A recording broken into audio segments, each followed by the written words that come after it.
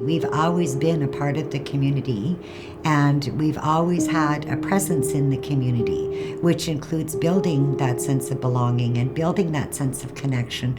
But just the very fact that anyone who walks through our doors is welcome. We don't know what their story is, we don't know what has brought them to us, but they are treated as a guest, and so they should be. My name is Anne Perry, and I'm the Executive Director of the Circle Project.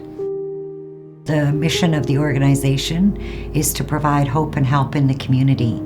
The hope for the creation of stronger families, more resilient children, and a stronger and better community. We do that through our programs and services that we offer, which include family violence, addictions counseling, cultural training, and of course our 2 child care centers, which are the jewels, so to speak, in the community. So where we are now, we are actually located in what's called a discretionary warehouse area of the city, but it's not the ideal space for an organization such as ours. We've made do for many, many years. Our program space has evolved. We've had to make do with many of the spaces and get really creative on how we're using our space to respond to the needs of the community. This is not our space, it's a leased space. It doesn't add any permanence to the community. You know, our history with Conexus goes back a long, long way. I was teasing with our business manager because I talked to him from time to time and said, hey, the Fifth Avenue branch, we can make good use of that building. And it was a joke. It was actually on a Saturday morning. I saw it in the newspaper and was shocked to see that there was a request for offers. I wasn't shocked to see that Conexus was doing something different. When we put in our proposal, it was a very sincere proposal, and we put in our offer, and it was our best offer. And it was something that we really wanted. Right from the beginning, we really wanted it. The first time that we were actually physically in the building, it had already been closed, and that's when we were allowed to look at the building. Our president, our secretary, and myself were the 3 people that were there. He said, you know, we've accepted your offer, and there's one small change in the offer.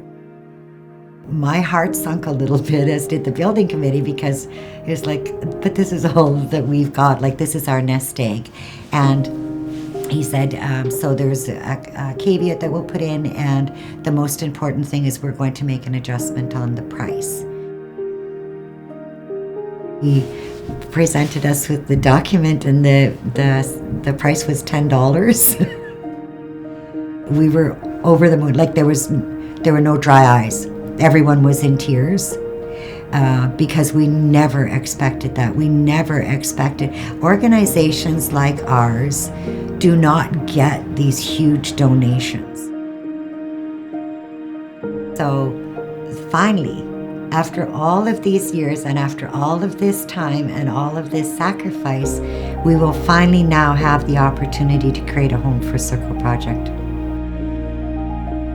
To be gifted a building is certainly a life-changing event. It raised the value of the work that we do in the community, that it was recognized, was a huge boost because it is difficult sometimes to be just continuing on your service work in the community and not looking for the accolades and not looking for that constant recognition. First areas that we want to expand is the family violence program, and the second area is the financial literacy program. We need to do something in the community for the individuals that are trying really hard to build a life for themselves and their families. We know that one instance of family violence cost $100,000, and they are living in poverty. So many people think that if you live in poverty, you don't need budgeting. You need it more than someone that is of means. They made us feel so welcome, and they made us feel so much a part of the community, and they were so interested in what we were doing with the building, what our future plans were. And they wanted immediately to talk about some future partnership to make that connection. And as an Indigenous organization, this entire gift of the building and that extension of that hand of friendship from the corporate world into the Indigenous world is something that we see as a huge act of reconciliation. This gift from Conexus will make a positive difference in the Indigenous community for many years to come.